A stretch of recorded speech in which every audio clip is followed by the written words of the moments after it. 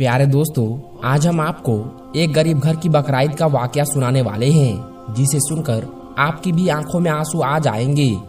आप इस वीडियो को लाइक करके आखिर तक जरूर देखें और हमारे चैनल को सब्सक्राइब करके बेल आइकन भी दबा दें। तो चलिए शुरू करते हैं। दोस्तों, ये कहानी करमदीन भाई की है। करमदीन भाई अपनी साइकिल के हैंडल पर गोश्त की चंद थैलियां लटकाकर तेज तेज पैडल मारते हुए अपनी धुन में चलते चले जा रहे थे। उनके चेहरे पर एक अनोखी सी मुसर्रत नजर आ रही थी। एक गरीब से मोहल्ले में पहुंचकर उन्होंने एक घर के सामने अपनी साइकिल रोकी और घर का दरवाजा खटखटाया। कुछ देर के बाद अंदर से एक आवाज आई कि कौन है। करमदीन बोला, बाजी मैं हूँ। जवाब देते ही दरवाजा खुला और दुपट्टे के पल्लू से चेहरे को ढांपे एक औरत नजर आई। करमदीन ने निगाहें झुकाते हुए उस औरत को बड़े एहतराम से सलाम किया, हाल अहवाल पूछा और ईद की मुबारकबाद दी और गोश्त की एक थैली उसकी तरफ बढ़ाते हुए कहा कि ले बाजी, ये आपका हिस्सा है।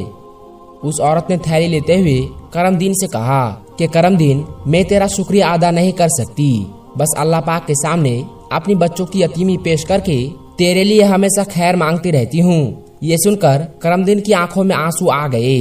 उसने जल्दी से अपना चेहरा दूसरी तरफ करते हुए कहा कि देख बहन, तुझे कितनी बार कहा है कि ऐसी बातें ना किया कर, मुझे अच्छा नहीं लगता। तू मेरी बहन की तरह है और तेरी ये बेटियां मुझे अपनी बेटियों की तरह ही अजीज है। अच्छा, अब मैं चलता हूँ, मुझे और घरों में भी उनका हिस्सा पहुँचाना है। ये कहकर वो उस औरत का जवाब सुने बगैर साइकिल पर बैठा और जल्दी से आगे बढ़ गया और एक दूसरे घर में पहुँचा। ये जाकिर अली का घर था और ये औरत जाकिर अली की बेवा थी। करमदीन चौकीदार और जाकिर अली एक बहुत बड़े सेठ के बंगले में काम किया करते थे। जाकिर अली एक माली था। दोनों में अगरचे कुछ खास ताल्लुक तो नहीं था, बस अच्छी सलाम दुआ थी और रोज आते जाते एक दूसरे की खैरियत पूछ लेते थे। दोनों में गरीबी की अलावा एक बात ये थी कि दोनों की चार चार बेटियां थी, कोई बेटा नहीं था। एक दिन ऐसा हुआ कि जाकिर अली काम पर ना आया। वैसे तो वो पहले भी कई बार छुट्टी कर लिया करता था, मगर आज शायद सेठ के घर में कुछ मेहमान आने वाले थे, इसलिए सेठ साहब ने करमदीन को उसका पता करने के लिए उसके घर भेज दिया। करमदीन वहां पहुंचा तो देखा कि जाकिर अली के घर पर तो जैसे कोहराम मचा था। जाकिर अली की बीवी और बेटियां दहाड़े मार मार कर रो रही थी। जाकिर अली रात को सोया तो सुबह उठा ही नहीं। वो अपनी बीवी और बेटियों को छोड़कर हमेशा के लिए सो चुका था। करमदीन बेचारा खुद भी बहुत गरीब आदमी था और बाल बच्चेदार भी था, मगर उस दिन से हर छोटी बड़ी ईद पर जितना हो सकता था उनके लिए कोई न कोई चीज और गोश्त पहुंचा दिया करता था। करमदीन जब पहली बार उनके यहाँ गोश्त लेकर आया तो जाकिर अली की बीवी ने रोते हुए कहा कि करमदीन, अल्लाह पाक तेरा भला करे, आज मेरे बच्चे 1.5-2 साल के बाद पहली बार गोश्त खाएंगे।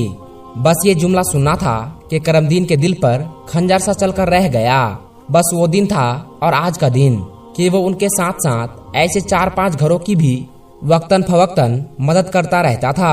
बाकी घरों में भी गोश्त की थैलियां पहुंचाकर वो वापस पलटा तो काफी देर हो चुकी थी। उसने साइकिल मोड़ी और अपने घर की तरफ चल दिया। जैसे जैसे उसका घर करीब आ रहा था, उसके चेहरे पर परेशानी के तासुरात बढ़ते जा रहे थे। रास्ते में एक जगह एक नल पर रुककर उसने साइकिल साफ करने वाला कपड़ा भिगोकर हैंडल पर लगे गोश्त और खून के निशान को साफ किया। वो शायद ये निशान अपने घर वालों से छुपाना चाहता था और फिर वो दोबारा अपने घर की तरफ चल दिया। ये उसका हर साल का मामूल था कि वो सुबह सवेरे अपने पुराने धुले हुए कपड़े पहनकर ईद की नमाज पढ़ने अपनी बस्ती से बहुत दूर शहर के सबसे बड़े मोहल्ले में जाता और ईद की नमाज के बाद लोगों के घरों से गोश्त जमा करना शुरू कर देता। क्योंकि करमदीन जाती तौर पर बहुत खुददार इंसान था, किसी के सामने हाथ फैलाना उसके लिए मर जाने के बराबर था। मगर जाकिर अली की बीवी और यतीम बच्चों के खातिर वो ये काम भी कर गुजरता था और जाहिर सी बात है कि करमदीन के लिए इससे बड़ी कुर्बानी और क्या हो सकती थी कि साल साल बाद करमदीन के बदौलत कुर्बानी के गोश्त का मुंह देखने वाले ये कब जानते थे कि खुद करमदीन के घर पर साल बाद भी गोश्त नहीं पकता। कई बार करमदीन के दिल में आया कि वो एक आख थैली अपने घर भी ले जाए, मगर हर बार उसका जमीर उसके आड़े आ जाता और वो अपने बच्चों को ये गोश्त चाहते हुए भी नहीं खिला पाता।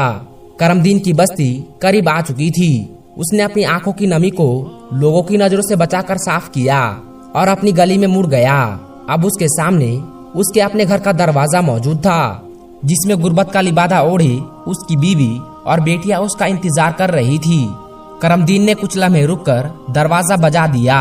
उसकी छोटी बेटी ने दरवाजे के सुराग से अपने बाप को देखकर दरवाजा खोल दिया। करमदीन सर झुकाए हुए अपने घर में दाखिल हो गया।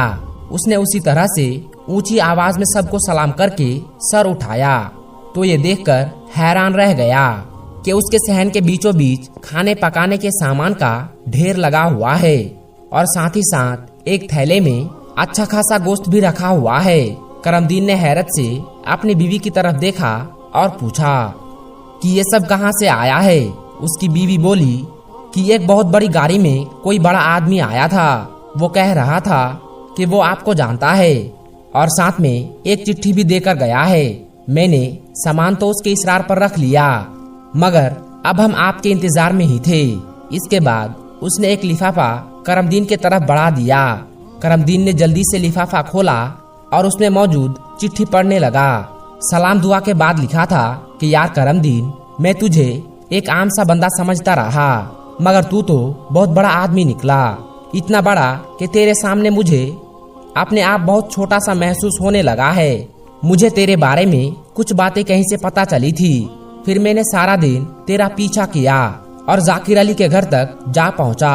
वहां से मुझे तेरे बारे में बाकी सब पता चल गया और जब तेरे घर आया तो पता चला कि तेरे अपने घर के हालात भी बिल्कुल उन्हीं लोगों जैसे हैं।